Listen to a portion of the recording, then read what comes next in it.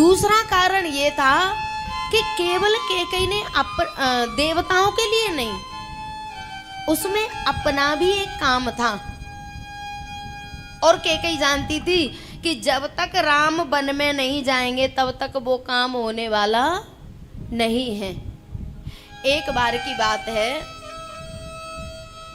चूंकि दशरथ जी कैकेयी को हमेशा साथ लेके जाते थे, कहीं भी जाते थे, तो एक बार कहीं भ्रमण करने गए तो कैकेयी को साथ लेके गए। और जब लौट रहे थे ना तो रात हो चुकी थी। दशरथ जी ने कहा कैकेयी रात हो गई है, अयोध्या पहुंचना संभव नहीं है, क्या करें? कैकेयी ने कहा आप बताओ क्या करें? बोले यहाँ पास में किष्किंधा है। तो किष्किंधा पास में था। दशरथ जी ने कहा कि अगर तुम्हें कोई परेशानी ना हो तो हम बाली के यहाँ चलें, रात्रि में विश्राम करेंगे, सुबह निकल जाएंगे। बोले हाँ, मुझे कोई परेशानी नहीं। दशरथ जी कैकेयी को लेके बाली के यहाँ पहुंचे और कैकेयी बहुत सुंदर थी, अद्वितीय सुंदरी। जैसे ही बाली के यहाँ पहुंचे तो बाली ने कैकेयी को देखा तो उसकी तो बुद्धि खराब हो गई। कामा तुराणा न भयम न लज्जा, कामा तुराणा न भयम न लज्जा। जैसे ही कैकेयी को देखा तो कैकेयी तो तारा के पास चली गई। बाली ने दशरथ जी से कहा, बोले महाराज सुबह आप चले जाना, कैकेयी को छोड़ जाना।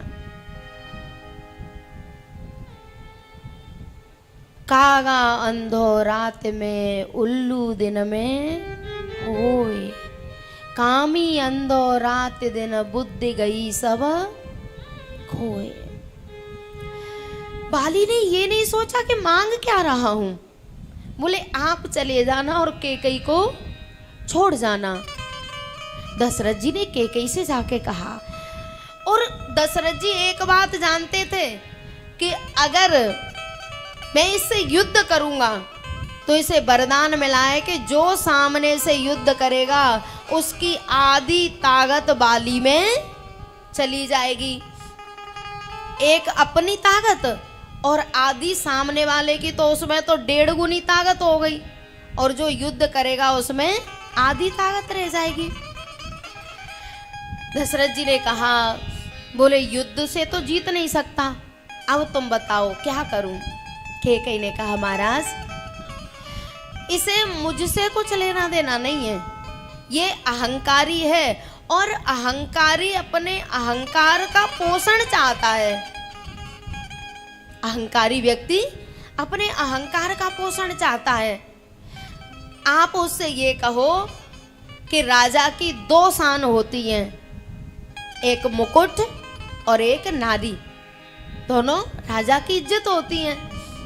तो मैं कैकेयी को नहीं छोड़ूंगा, पर अपना मेरा जो पूर्वजों का मुकुट है उसे मैं तेरे पास रखे दे रहा हूं। और मुकुट रखने का मतलब है कि मैं तेरी शरण में हूं, मैं समर्पित हूं, हाँ या ना? जब राजा महाराजाओं में युद्ध होते थे तो वो मुकुट उतार के रख देते थे, फिर लड़ाई बंद। अब जैसे ही कैकेयी ने कहा दशरथ जी से, आप ऐसे बोल देना उससे। बोले ठीक है। दशरथ जी ने कहा, बोले बाली मैं कैकेयी को नहीं छोड़ सकता, पर मेरा ये पूर्वजों का मुकुट है, मैं इसको तेरे पास छोड़ सकता हूं। बोले ठीक है, ये रख जाओ। दशरथ जी कैकेयी को लेके चले तो रास्ते में एक बात पूछी, कैकेयी तुमने मुकुट रखने का फैसला कर लिया, अगर किसी को पता चल गया कि हमारे पूर्वजों का मुकुट बाली के पास रखा है तो हम मुंह दिखाने लायक रहेंगे? हमारी कोई इज्जत रहेगी।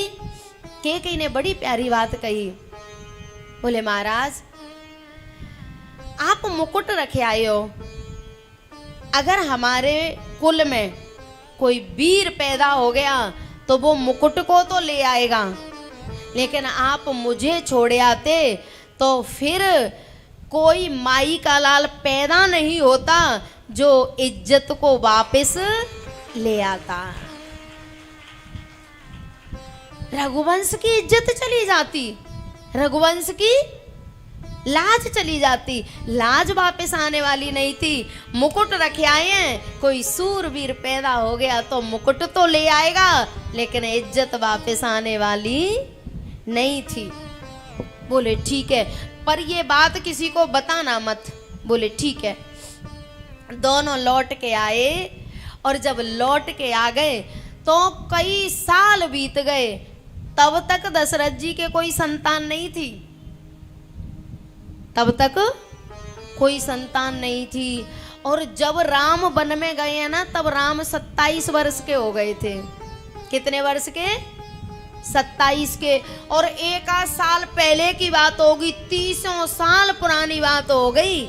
इसलिए दशरथ जी भूल गए कि हमारे पूर्वजों का मुकुट बाली के यहाँ रखा है।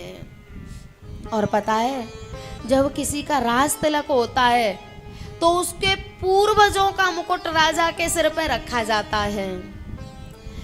मंत्रा ने आके बताया, बोले कल राम का राज तिलक होगा, दमकत आमे मुकुट सवेरे तिलक राम को होगो।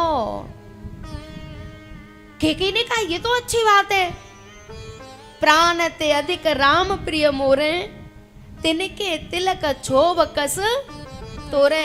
अरे कुबड़ी, अरे मंथरा, मेरा राम मुझे प्राणों से ज्यादा प्यारा है, और उसका तिलक होगा तो तुझे दुख क्यों हो रहा है?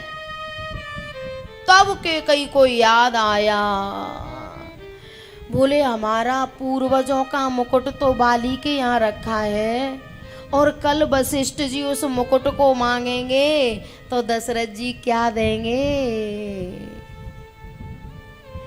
कैकेयी ने राज्यपाट के लिए कोप भवन में वरदान नहीं मांगे। कैकेयी ने सोचा कि अगर राम वन में चला जाएगा तो कहीं ना कहीं बाली से भेंट हो जाएगी। और दूसरा कारण ये था कि एक तो मुकुट लाना है, बिना मुकुट के अभिषेक होने वाला नहीं है। बोले राम को 14 वर्ष के लिए वन में भेज दो। और दूसरा कारण ये था कि जब तक अयोध्या में एक साधु शासन नहीं करेगा, जब तक अयोध्या में एक साधु व्यवस्था को नहीं संभालेगा, चाहे वो अयोध्या हो, चाहे हमारी अयोध्या हो, हृदय रूपी अयोध्या हो, जब तक इसमें एक साधु का राज्य नहीं होगा तब तक राम राज्य होने वाला नहीं है। गुरु बिन भव निधि तरई न कोई, जो बिरंचे शंकर सम होई। एक साधु, एक गुरु इस अंतःकरण के विकारों को नष्ट कर करके सेवा में लगा लगा के अंतःकरण को कर देता है पवित्र, पावन, शुद्ध, तब इसमें राम राज्य होता है। कैकेयी जानती थी कि राम के राज्य होने से पहले एक साधु का राज्य होना बहुत जरूरी है। बोले राम को तो वन में भेजो, अपना मुकुट लेके आएगा, ये बात कही नहीं, हम अपना भाव कह रहे हैं। कैकेयी का ऐसा भाव था कि राम को वन में भेज दो, मुकुट को ले आएगा, और इधर 14 वर्ष भरत जैसा साधु जब व्यवस्थाओं को संभालेगा तभी राम राज्य आएगा, उससे पहले आने वाला